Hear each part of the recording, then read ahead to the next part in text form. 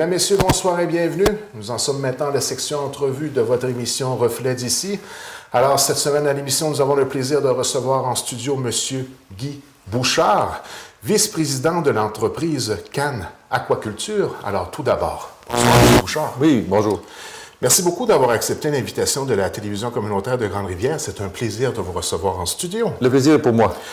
Monsieur Bouchard, vous étiez de passage à Grande-Rivière hier pour une réunion très importante qui a eu lieu à l'Hôtel de Ville de Grande-Rivière. Une réunion d'information à la population en ce qui concerne un projet d'aquaculture à Grande-Rivière. On était ici pour ce qu'on appelle la conclusion de la phase d'acceptabilité sociale. On a un projet. Le projet est simple, c'est d'installer un complexe de sites d'aquaculture en recirculation. La recirculation, c'est signe que la plupart de l'eau est recirculée, il n'y a seulement que 10 % d'eau neuve. On veut produire 1000 tonnes métriques de saumon atlantique par année dans le premier site, Cannes Aquaculture 1, dans le parc industriel marin à Grande-Rivière, tout près d'ici. Donc, c'est un projet qui est important, qui, selon nous et selon bien des gens ici, cadre avec toute l'économie de Grande-Rivière, l'historique de Grande-Rivière et, je dirais, la vision de développement. Et on voulait maintenant, après avoir rencontré un paquet de gens un à un au cours des dernières semaines, on voulait rencontrer la population, savoir qu'est-ce que les gens en pensaient, qu'est-ce que les gens en voulaient. Et donc, c'était la conclusion de cet exercice-là. Les gens ont été très réceptifs à cette information-là hier. Et il y avait pas mal de monde à l'Hôtel de Ville aussi. Là. Oui, donc la salle était pleine. Les gens qui connaissent bien cette salle-là, la salle du conseil, c'était plein. Beaucoup de gens très intéressés, très compétents. On a été très impressionnés par le niveau de compétence. Les gens posaient des bonnes questions, des questions pertinentes, ouvraient des discussions sur des sujets vraiment précis. Et on a aussi senti un attachement au milieu, un attachement à la qualité de vie, un attachement à la mer. Donc, ils voulaient être certains qu'on fasse les choses comme il faut, qu'on ne vienne pas ici pour détruire le milieu. On vient juste ici pour construire quelque chose qui va permettre au milieu d'aller mieux sur le plan économique, mais qui ne sera pas un facteur polluant ni un facteur qui viendrait nuire à d'autres joueurs citoyens comme industrie. Donc, c'est ça que les gens venaient vérifier et la discussion a été vraiment très intéressante et très agréable. Justement, si on résumait un peu l'information qui a été donnée aux gens hier, vous parliez d'impact sur l'environnement. J'imagine ça a été un peu interactif, question par rapport à ce qui était présenté de votre part. On avait 7 thèmes, articulés, je dirais, notre discussion autour de 7 thèmes. Et un des thèmes principaux, c'était un projet éco-responsable. On a démontré comment l'aquaculture en recirculation permettait de récupérer les boues, les fesses, tous les déchets de poissons pour en faire du compost, permettait de s'assurer que l'ensemble de cette démarche-là fasse qu'on ait un poisson où il y a moins d'antibiotiques, moins d'interventions chimiques que ce qu'on voit dans les tablettes des épiceries en général, un poisson en meilleure santé. Donc, les gens ont compris toutes sortes d'éléments de notre démarche, tant sur le plan éco-responsable que sur le plan économique, que sur le plan du choix du site, parce que beaucoup de gens se disaient, mais pourquoi Grande-Rivière, pourquoi pas ailleurs? Oui. On est venu expliquer que finalement, il y a plein d'avantages ici. Beaucoup de PME, de fournisseurs de biens et services qui sont compétents, qui sont concurrentiels, un niveau de compétence avec Marinov qui est ici, vous connaissez ça mieux que nous, l'école des pêches, une municipalité qui a une vision de développement, qui supporte bien ce genre de projet-là. Donc finalement, beaucoup d'avantages qui font en sorte qu'au bout du compte, notre entreprise a commencé le processus avec une quinzaine de lieux potentiels sur 4 provinces. Et on a fini ici en disant le meilleur lieu pour ce projet-là, c'est ici et pas ailleurs. Donc on est venu expliquer ça et les gens sont venus échanger avec nous autres. Donc au bout du compte, très bonne rencontre et très productive pour nous. Parmi les inquiétudes que vous avez entendues hier à la réunion, est-ce que vous pourriez en résumer quelques-unes? Bien, les gens nous ont pointé des éléments qui ne sont pas des inquiétudes nécessairement, mais qui sont des éléments qui sont à surveiller. Les gens parlaient de température d'eau, de salinité de l'eau avec la rivière. Les gens parlaient de différents aspects qui tournent autour de ce genre de projet-là. Les gens voulaient être certains qu'on ne fasse pas de poissons transgéniques. Et pour nous autres, c'est un engagement ferme. C'est vraiment du saumon atlantique standard qui va grandir plus vite parce que les conditions de croissance sont optimales dans un bassin sur Terre. Écoutez, c'est un bâtiment de 150 par 200 pieds avec des biofiltres, un immense réservoir de 5 millions de litres qui recircule l'eau avec 10 % d'eau fraîche tous les jours. Donc, ils sont venus vérifier certaines choses. Et les questions étaient très, très pointues parce que les gens connaissent ça. Oui. Les gens savent c'est quoi le poisson, savent c'est quoi la transformation. Les gens voulaient vérifier, est-ce que vous allez transformer le poisson ici, s'il y a moyen de créer plus de richesse ici. Donc, toutes sortes de questions qui allaient sur chacun de ces thèmes-là, qui faisaient le tour, qui permettaient de comprendre tout ça. Donc, vraiment, un échange très, très structuré et très fructueux. Est-ce qu'il y a eu des inquiétudes par rapport au saumon qui est déjà existant dans la Grande Rivière? Oui, donc les gens posent des questions et ils sont assurés qu'il n'y avait pas d'interaction possible. Donc, si on compare, mettons, avec l'aquaculture en cage, qui se fait à 99 des cas dans le monde jusqu'à maintenant, on met des cages en mer, le saumon est au milieu de tout ça, puis parfois ça peut arriver qu'un saumon s'échappe. Contrairement à ça, l'aquaculture en mer, en recirculation, du type qu'on va faire, l'eau, avant de rentrer dans le réservoir, elle passe par des biofiltres. Elle passe par toutes sortes de systèmes qui enlèvent les parasites et tout ça. Et avant de retourner en mer, elle passe par d'autres filtres. De sorte que c'est impossible qu'il y ait un poisson qui s'échappe, ou même un œuf de poisson, ou quoi que ce soit, parce que l'eau est filtrée avant et après. Donc, les chances qu'il y ait un croisement, une contamination entre notre réservoir et la mer sont nulles. Pour que je comprenne bien, est-ce que les réservoirs sont à l'intérieur du bâtiment? Oui, c'est ça que je dois comprendre. Donc, il n'y a pas de bassin en mer, en fin non, de compte. c'est un bâtiment de 150 pieds par 200 pieds, 22-25 pieds de haut, un immense réservoir divisé en 14 compartiments parce que le poisson grandit. À chaque fois qu'il grandit, on va le passer de l'un à l'autre, à l'autre, à l'autre. On a une prise d'eau. Évidemment, une prise d'eau de mer parce qu'on va consommer 500 000 litres d'eau de mer par jour et on va retourner à la mer 500 000 litres d'eau aussi. Donc, l'eau est là parce qu'elle est chargée de minéraux et de micro-organismes qui sont nécessaires à la croissance de ce poisson-là. Mais le reste du temps, l'eau, on la recircule. Donc, notre aquaculture, elle est sur Terre. Tout se passe là. On est en contrôle de tout. Il n'y a pas de tempête, il n'y a pas de prédateurs, il n'y a rien de tout ça. Il y a moins de parasites, il y a moins de maladies. Moins de vaccins. C'est de contrôler le tout. C'est le contrôle le plus complet possible, avec un poisson qui est en meilleure santé possible. Et ce qui fait en sorte, comme les Anglais disent, ça fait un poisson sustainable, donc un poisson qui respecte les principes de développement durable. J'imagine qu'il y a un potentiel d'emploi intéressant derrière tout ça. C'est un potentiel, je dirais, intéressant, mais modeste. Le premier site, Aquaculture 1, va procurer de l'emploi à 8 personnes. Qui vont travailler, qui vont faire rouler cette boîte-là 7 jours par semaine, 365 jours par année. Et il y aura 3-4 emplois en transformation.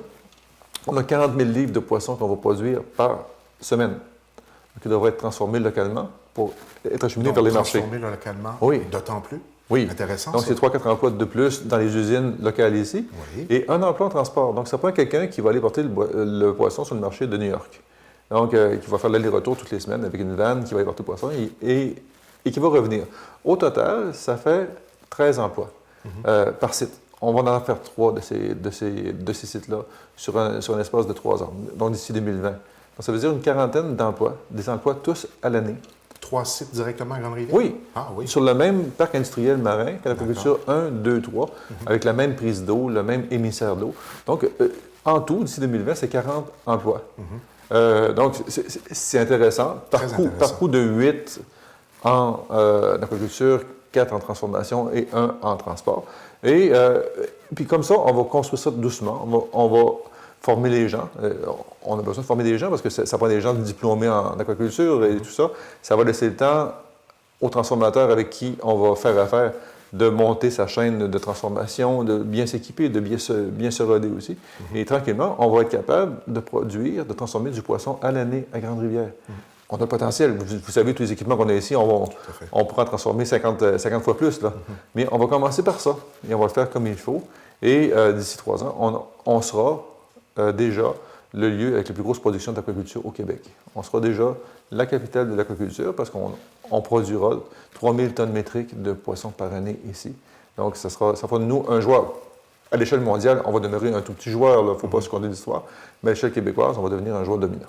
Donc, au niveau de l'accessibilité sociale, jusqu'à maintenant, ça va bien? Oui, je dirais même que cette phase-là, à nos yeux, on a fait le bilan de tout ça depuis la rencontre et on considère maintenant que le milieu, d'une manière définitive, veut de ce projet-là, nous appuie, nous pousse, puis nous dit faites-le. Faites-le de bonne manière, faites-le en respectant tout ce que vous avez dit, faites-le en continuant à nous consulter, à nous parler parce qu'on a des idées, puis on connaît ça et on connaît notre milieu, mais faites-le. et cela incluant les autorités locales ainsi que la population. Ça inclut les deux parties. Voilà. Donc, autant le milieu politique, le milieu économique, les organisations de la population, tous les gens nous lancent le même signal. Ils nous disent « faites-le comme il faut ». Et on a besoin de ce genre de projet-là ici, et ça cadre avec ce qu'on est. Donc, c'est une démarche très sérieuse oui, qu'on parle en ce moment. Peut-être même le début des opérations de la mise en place de des constructions dès 2017 qu'on parlait? On tombe à partir d'aujourd'hui en phase de préconstruction. Donc, c'est les plans de vie, obtention des permis, validation de toutes les considérations, approvisionnement, etc. On commence ça. Ça va durer 15 mois. Donc, d'ici 15 mois, on va avoir obtenu tout ça et on va être prêt à faire la première pelletée de terre. Donc, on prévoit la première pelletée de terre fin du printemps, début de l'été 2017. Donc, des travaux qui vont durer près d'1 an. Début de l'exploitation, donc les premiers saumons, à coût, à chaque 2 mois, 40 à 50 000 petits saumonaux gros de même qui sont appelés à devenir plus gros. Là. Et 1 an plus tard, donc à l'été 2019, première commercialisation, donc les premiers poissons qui vont sortir d'ici et qui vont être distribués sur le marché.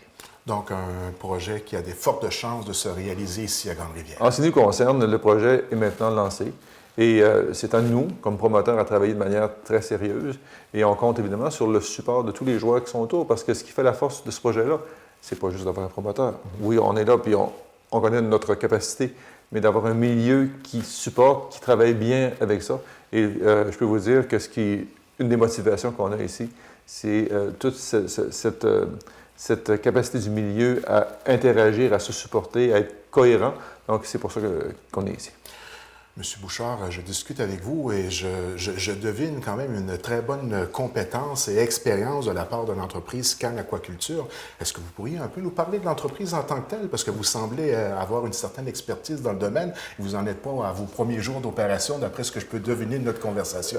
On est impliqué dans le développement de plusieurs projets dans plusieurs régions, dans nos entreprises. Le président de Cannes Aquaculture, M. Doyle, est un spécialiste dans le domaine du marché de poissons et fruits de mer. Tant sur le marché américain que le marché asiatique. Donc, c'est lui, qui, si on veut, au niveau de notre entreprise, qui est le visionnaire pour ça. On travaille sur différents projets, sur différents territoires, pas juste au Canada. Donc, M. Doyle, c'est celui qui a développé et qui a toujours cette vision-là. Moi, vous l'aurez compris, je suis le gestionnaire de projet, je suis celui qui structure tout ça et qui met ça en marche. Et on a une équipe autour de nous, des gens dans différents domaines qui sont là pour nous faire avancer. Et on s'entoure évidemment de spécialistes. Je ne suis pas un docteur en aquaculture, il n'y en a pas dans notre équipe d'actionnaires. On s'entoure de gens qui ont un très haut niveau de compétences, d'expérience aussi dans la mise en place de sites aquacoles, parce qu'il y a des domaines, le contrôle de l'oxygène, du CO2, des micro-organismes, etc. Il y a toutes sortes de choses qu'il faut voir, qu'il faut veiller. Et on veille, nous autres, on paye pour s'assurer d'avoir les meilleurs collaborateurs à l'échelle mondiale qui nous appuient dans ce genre de projet-là. Et en plus, quand on arrive dans un territoire comme Grande-Rivière, bien, il y a un niveau aussi d'expertise qui va nous aider aussi à faire ce projet-là encore une meilleure réussite. Vous connaissez toutes les organisations qui sont ici. Il y a des gens extrêmement compétents, extrêmement pointus dans leur savoir. Il y en avait plusieurs hier, plusieurs membres du personnel de l'EPAC, de Mérinov. Ils connaissent ça, ils comprennent ça. Et ce qu'on pense, nous autres, ça va nous aider à faire de ce projet-là, Cannes Aquaculture 1 à Grande-Rivière, encore un meilleur projet. Un projet plus respectueux et plus rentable. Donc, pour nous autres, c'est gagnant sur tous les fronts. Entreprise qui a combien d'années d'existence? Cette entreprise-là est une jeune entreprise parce que pour chaque projet, chaque parc, on forme une entreprise nouvelle sur le plan administratif. Donc, nous autres, on fait des projets depuis plusieurs années. Et ce projet-là, je pense que ça va être vraiment une éclatante réussite. Et comme disait M. Doyle hier soir lors de la présentation, il disait « Je pense qu'en Gaspésie, et pas loin d'ici, qu'on peut faire plusieurs de ces complexes-là. Pas juste un. On peut en faire plusieurs et éventuellement plusieurs espèces. On parlait, M. Doyle parlait de concombres de mer, de choses comme ça. Il disait, il y a peut-être moyen de travailler et de faire de la péninsule, de toute la région, une grosse région de production en aquaculture. Donc, il disait, bien, ça ne dépend pas juste de nous, ça dépend du milieu. Donc, si le milieu a le goût de faire ça avec nous autres, bien, on va se retrousser les manches ensemble et on va le faire. Vous voyez un grand potentiel en Gaspésie. Absolument, absolument. Et parce qu'on est capable de faire plein de choses, produire et transformer. On a une chance. Là. Vous savez, là, les gens ne réalisent pas. On a de l'eau froide. Souvent, les gens disaient l'eau froide, non, que c'est dangereux l'eau froide, que c'est dommage qu'elle ne soit pas 15-20 degrés plus chaude. Non, non, non, non. Le saumon vit, sa tranche de croissance optimale, c'est entre 12 et 14 degrés. Si on avait une eau à 22, en plus de la chaleur dégagée par les pompes, par les biofiltres, on serait obligé de faire passer de l'eau de 25-26 à 12 et 14. Ça coûte une fortune. Donc, une des conditions de réussite, c'est une eau pure et froide. Ça, vous savez, ça, on l'a ici. Donc, une capacité de transformation et en plus, une proximité des marchés. Vous savez, qu'on reste sur la Côte-Nord ou qu'on reste en Gaspésie ou en Abitibi, les gens de Montréal nous font sentir loin. Vous restez au bout du monde. On se le fait dire par tout le monde tous les jours. Mais on n'est pas au bout du monde, vous savez. Là. On est à moins de 20 heures du marché de New York. Tout à fait. Par la route. Donc, on prend le poisson, il est transformé dans la première transformation. Moins de 24 heures plus tard, il est sur le marché de New York. Les grands producteurs du monde, le Chili, la Norvège, n'arrivent pas à faire ça. Ben non, ils sont beaucoup plus loin. Eux autres sont à quelques jours. Donc, on est près des marchés, on a de l'expérience. On a beaucoup de gens qui ont de l'expérience en transformation bioalimentaire, qui ont déjà des certifications ACEP et autres en termes de salubrité, hygiène. Il y a plein d'avantages comme ça qui sont là, qui sont tous présents, prêts à être valorisés. Donc, c'est aux promoteurs comme nous autres et d'autres qui nous ressemblent à saisir cette chance-là, puis à créer de la richesse sans détruire le milieu, sans polluer le milieu, dans le parfait respect de l'environnement et des valeurs du milieu. Bien, M. Bouchard, merci beaucoup d'avoir accepté cette visite à la télévision communautaire de Grande-Rivière. C'est un plaisir de vous recevoir en studio. Mon instinct me dit qu'on va être appelé à se revoir pour discuter de ce beau projet-là. Je pense que votre instinct est excellent, donc ça a été un plaisir pour moi aussi. Et sans faire de jeu simpliste, ce que je ressens, c'est que Cannes Aquaculture est un peu comme un poisson dans l'eau sur le territoire de la Gaspésie. L'image est très, très bonne. Merci, monsieur. Merci à vous. Au plaisir de se revoir.